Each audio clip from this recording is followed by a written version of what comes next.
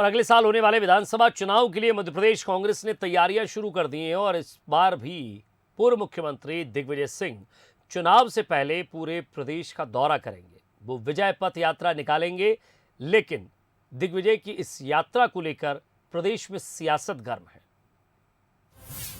दिग्विजय फिर तैयार, विजय पथ पर यात्रा निकालेंगे। इस बार 2023 के लिए कांग्रेस की बड़ी योजना, बीजेपी ने दिग्विजय पर मारा ताना। दिग्विजय फिर तैयार हैं।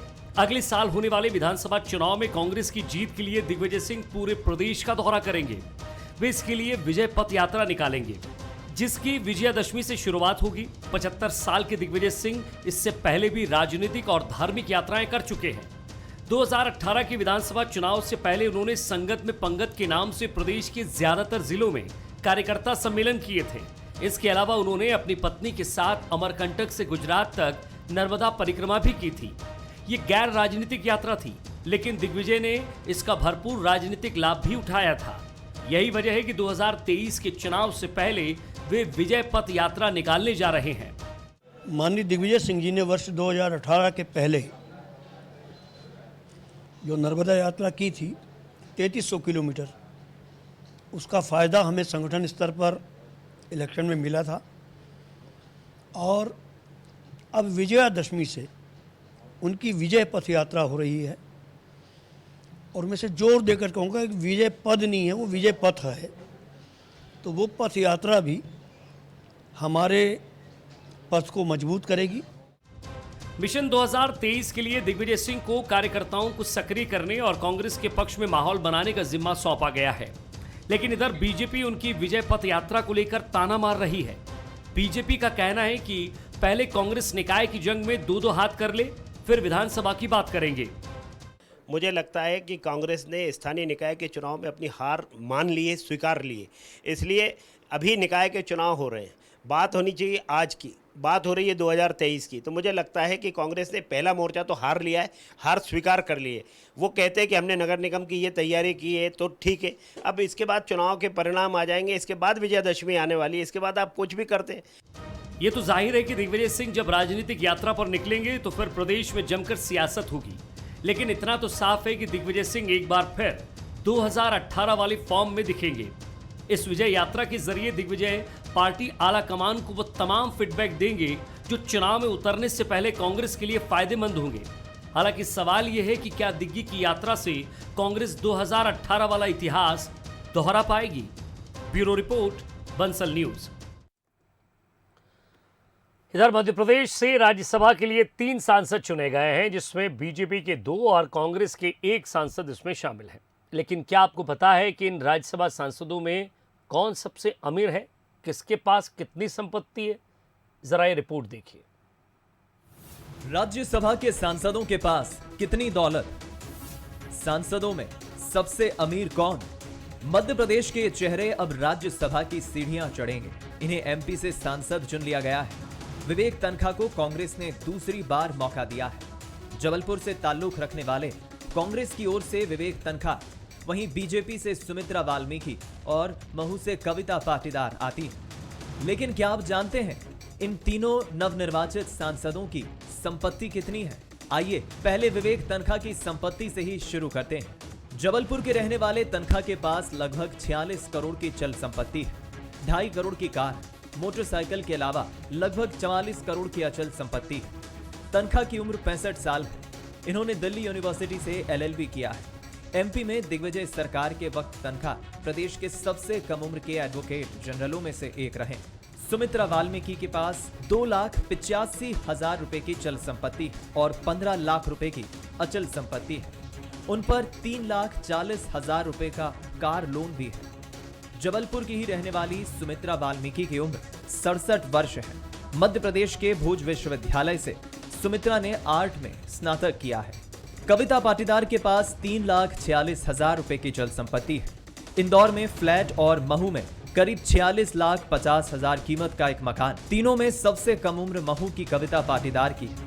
उनकी उम्र 47 साल है। अगर इन आंकड़ों की माने तो मध्य प्रदेश से राज्यसभा पहुंचने वाले इन सांसदों में चल अचल संपत्ति के हिसाब से सबसे अमीर विवेक तन्खा है। अमित सोनी, बंसल न्यूज, जबलपुर। मध्य प्रदेश कराते के बच्चे अब देश भर में अपना जौहर दिखाने की तैयारी में हैं। इसे लेकर जमकर मेहनत की जा रही है। मकसद यही है कि गोल्ड जीतकर प्रदेश और देश का नाम रोशन किया जाए। देखिए हमारी रिपोर्ट।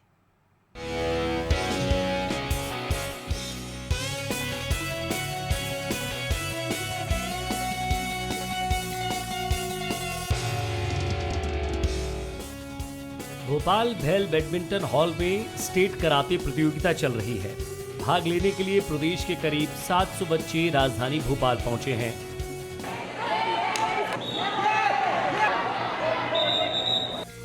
सात साल से लेकर 16 साल तक के इन होनहार बच्चों में गजब का जज्बा है।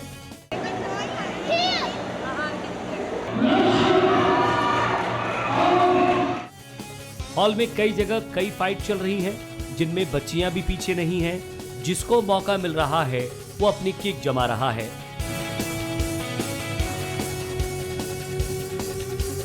कई बच्चे ऐसे हैं जिन्होंने गोल्ड हासिल किया है, कुछ को सिल्वर हाथ लगा, लेकिन जो असफल हो गए उनका जज्बा भी हाई है। क्या नाम है आपका? साइपा। ये साइपा है और बहुत छोटी। कितनी उम्र है आपकी? 7। कब से खेल रही हो आप कराटे? वो नहीं पता है। आप जीती या हारी? एक मैच जीती और 2 मैच हारी। अब क्या करोगी आगे जाकर? जीतूंगी। जीतूंगी। चलिए, जीत का जज्बा है इस बच्ची में और जीता। आप कहाँ से आए हो? भोपाल से। क्या हुआ आपका? गोल्ड मेडल मिला है। गोल्ड मेडल मिला? Yes। अब क्या तैयारी है? अब नेशनल और इंटरनेशनल ओलंपिक्स। कितनी प्रैक्टिस करते हो? मैं दिन में 6 घंटे। पढ़ाई ज्यादा अच्छी लगती है कि कराटे? दोनों अच्छे लगते हैं। पढ़ाई में क्या स्थिति है? पढ़ाई में भी मतलब 90% अबव ही है। क्या नाम है आपका? अर्नव सिंह। अर्नव। आपकी क्या तैयारी हो? वापिस यही करेंगे जब तक गोल्ड नहीं आएगा। गोल्ड के लिए खेलेंगे? लगातार फाइट करेंगे? हाँ, जब तक गोल्ड नहीं आएगा तब तक यही खेलूंगा मैं। Very good. और आप कहाँ से आए? ग्वालियर। क्या हुआ आपका? 2 सिल्वर लगे, काता एंड कुमीते। अब आगे की क्या तैयारी है? आगे गोल्ड। तो पढ़ाई करना है, कराटे खेलना है? इंदौर। मुझे ब्रॉन्ज लगा है। अच्छा, आप लोग को कराटे क्यों पसंद? ऐसे ही मैं जब बचपन से था तब से यही स्पोर्ट्स खेला है, अब भी मुझे पसंद आने लगा स्पोर्ट्स। तो आपको क्यों कराटे पसंद? क्योंकि सेल्फ डिफेंस इससे वो होता है। आपको क्या बस कराटे ही पसंद है और कुछ नहीं आता? कराटे और बॉल और कुछ नहीं। एमपी कराटे एसोसिएशन के माध्यम से ये प्रतियोगिता हो रही है।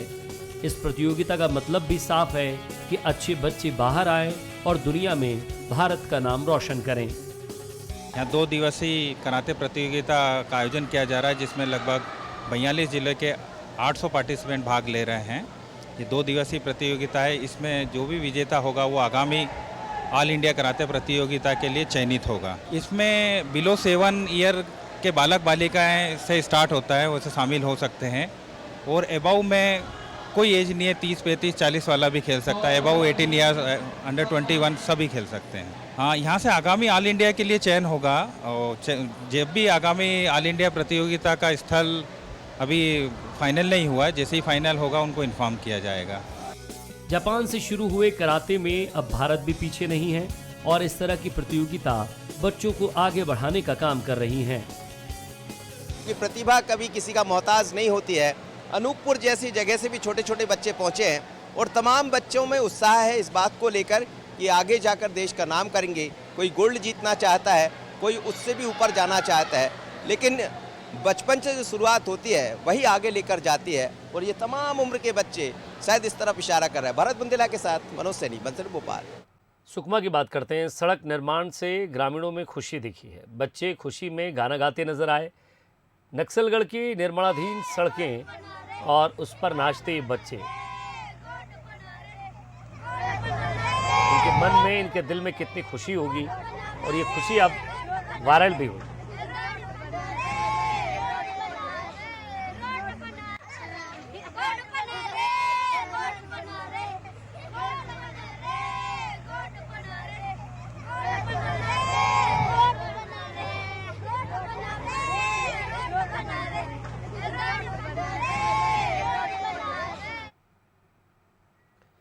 इलाहाबाद हाईकोर्ट ने गोकशी के आरोपी को जमानत देने के लिए उसके सामने एक दिलचस्प शर्त रखी है। आरोपी सलीम की सशर्त जमानत मंजूर कर ली गई है। कोर्ट ने उसके रिहा होने के 1 लाख रुपए गौशाला को देने के साथ ही 1 महीने तक गाय की सेवा करने को कहा है। वहीं आरोपी ने कोर्ट की सभी शर्तें मान ली है, जिसके बाद उसकी जमानत मंजूर कर ली गई। जस्टिस शेखर कुमार यादव की सिंगल बेंच ने अपने आदेश में यह कहा कि अगर आरोपी ने जमानत पर छूटने के बाद शर्तों का पालन नहीं किया तो उसकी जमानत निरस्त हो जाएगी। इसके अलावा कोर्ट ने कई अन्य यहाँ शर्तें भी लगाई है। तो वहीं आरोपी ने कोर्ट से कहा है कि वो हर संभव सहयोग करेगा और जमानत की स्वतंत्रता का दुरुपयोग नहीं करेगा। तो गोकशी के मामले में कोर्ट ने संबंधित आरोपी को गौशाला में 1 लाख रुपए देने का कहा, साथ ही इस शर्त के साथ कि अगर वो इसमें कोई कोताही बरतता है तो ये निरस्त हो जाएगी।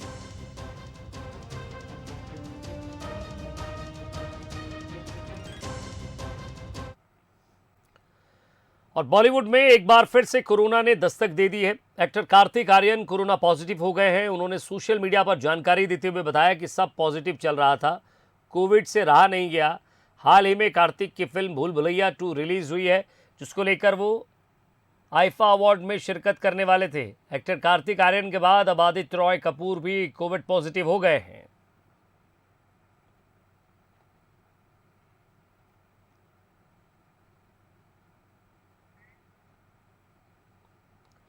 और भारत के पड़ोसी देश पाकिस्तान में सरकार बदल गई है, लेकिन जनता को महंगाई से राहत नहीं मिली है। मौजूदा वक्त में वहां पर पेट्रोल, डीजल, सीएनजी और एलपीजी के दाम आसमान छू रहे हैं, जिससे परेशान होकर जनता अब अजीबोगरीब कदम उठा रही है। हाल ही में पाकिस्तान के एयरपोर्ट कर्मचारियों ने अपने बॉस को एक लेटर लिखा, जो सोशल मीडिया पर तेजी से वायरल हो रहा है। अपने लेटर में पाकिस्तान नागरिक उड्डयन प्राधिकरण के कर्मचारियों ने लिखा कि देश में पेट्रोल, डीजल के दाम काफ़ी ज़्यादा बढ़ गए हैं। इस वजह से वो उन्हें खरीदने में सक्षम नहीं है। इसके चलते वो ऑफिस गधा गाड़ी से आना चाहते हैं। उनके अनुरोध को स्वीकार किया जाए। अब उनके इस अनुरोध की एजेंसी प्रमुख से गधा गाड़ी से ऑफिस आने की इजाज़त दें, इससे उनको बहुत राहत मिलेगी, ये इस लेटर में कहा गया है। पाकिस्तानी मीडिया के मुताबिक पहले कर्मचारियों को वाहन की सुविधा उपलब्ध कराई जाती थी, लेकिन पेट्रोल डीजल के दाम बढ़ने की वजह से उसे बंद करवा दिया गया। इस वजह से कर्मचारियों ने गधा गाड़ी के इस्तेमाल की मांग की।